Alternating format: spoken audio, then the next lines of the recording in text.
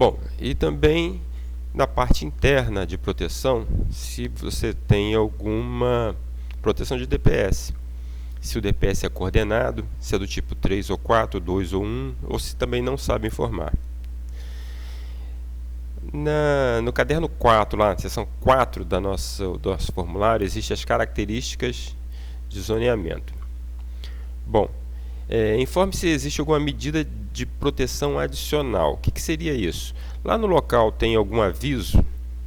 O sistema de captação do SPDA é isolado? Está realmente equipotencializado, ou seja, tem uma malha de aterramento completa no sistema realmente? Ou até mesmo existe restrição física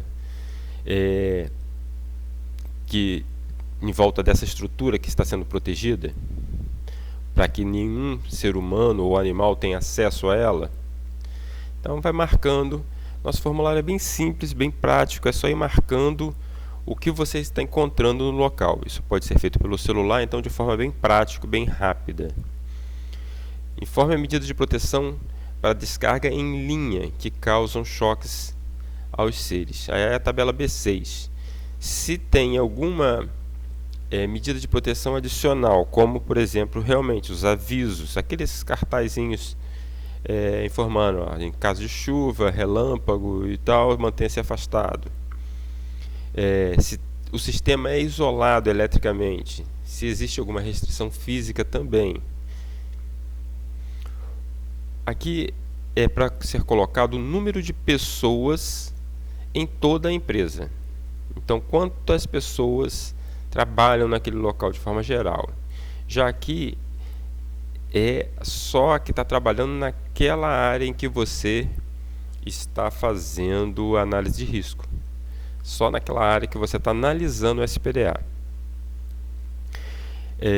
E o tempo que essas pessoas ficam lá. Normalmente, se for considerado tempo útil, né, horário útil, então são 22 dias por mês, 8 horas por dia, 12 meses por ano.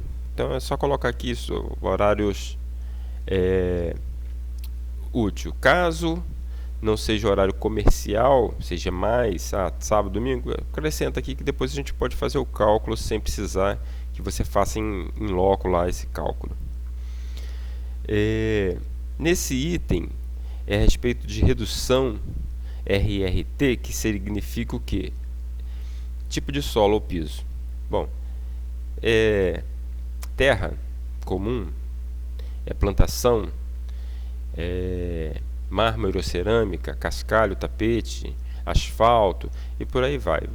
Então ele é muito fácil de ser respondido, basta você ler e responder.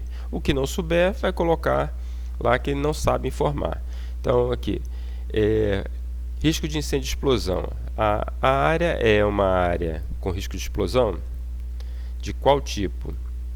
Né? Zona 0, Zona 1, Zona 2, ou só tem risco de incêndio, o risco é alto, baixo ou médio, ou se não tem nenhum risco de explosão ou de incêndio, ou até mesmo se você não sabe informar. Quanto mais detalhado for a informação, melhor, porque se você botar tudo não sei informar, vai dar um SPDA gigante lá para ser feito. Então, o importante é responder o máximo possível. Medidas de proteção contra incêndio, né? Se não tem nada, se tem extintor, se tem instalação física, hidrantes, instalação física, manuais ou automáticas, se tem alarme de abandono, alarme de incêndio. Então isso tudo vai reduzindo o tamanho também do sistema de SPDA e as necessidades.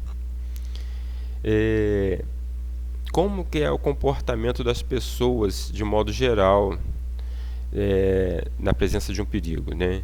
Então não tem nenhuma coisa a mais, é sem alteração. Tem um nível de pânico baixo, médio ou alto, né?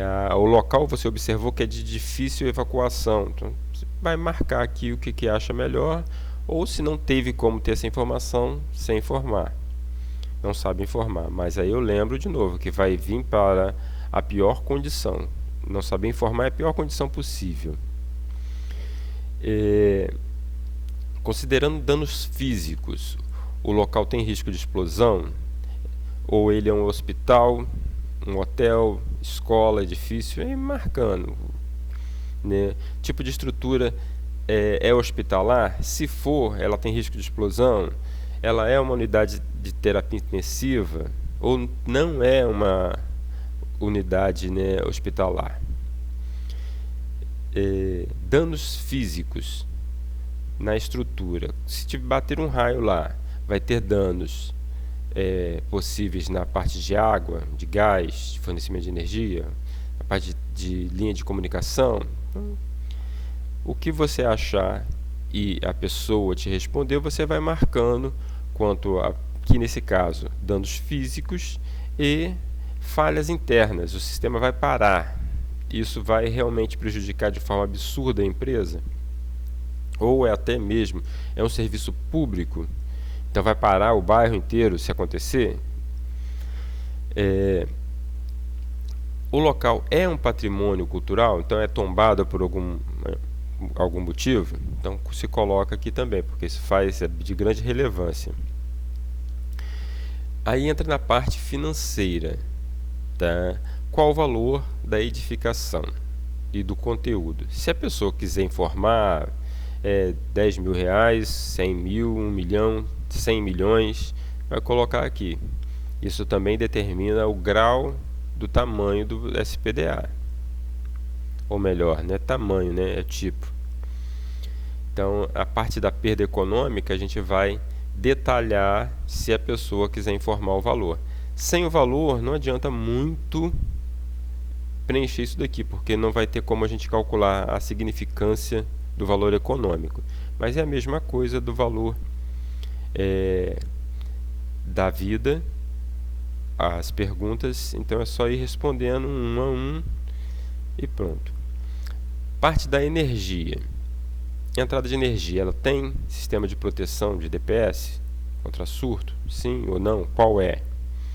Qual é a distância da linha da entrada, que é, ou seja, lá da rua até a edificação, a linha de entrada de alimentação de energia?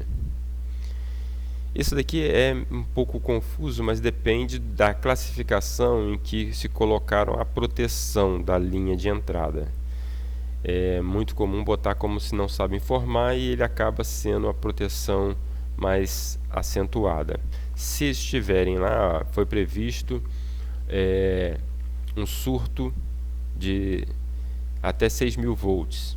Aí ele atenua. Não foi previsto nenhum surto. Então a gente vai considerar baixa tensão e vai aplicar o fator de maior risco. Isso é importante. Essa entrada de energia, ela é aérea, é enterrada? E é enterrada com malha? Isso faz muita diferença também para proteção. Outra coisa aqui é se o sistema já entra em baixa tensão ou se ela entra em alta tensão e tem um transformador. Tá? Se ela entra já em baixa tensão, vem da rua direto pelo transformador da rua e entra lá o 220 volts. Se ela entra em alta tensão, ela vai vir com 13.000 e o transformador interno do cliente é que faz transforma para baixa tensão. Então eu marcaria esse de cá. Fator ambiental. Onde é que está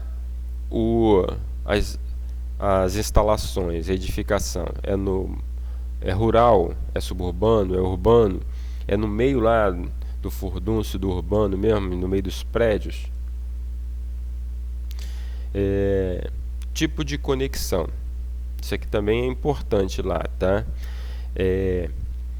Se a linha é blindada ou não. Normalmente as linhas de baixas não são blindadas. Elas podem até ser aérea, mas seria não blindada. Então seria uma linha não blindada, linha de energia não blindada, se for enterrada, ou aérea, ou ainda aquela que ela não é blindada, mas ela tem o neutro multi-aterrado, ou seja, tem lá a haste de aterramento no início e a haste de aterramento no final dela.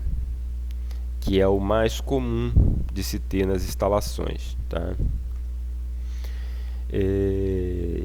A próxima aqui é saber se tem informações técnicas a respeito da entrada.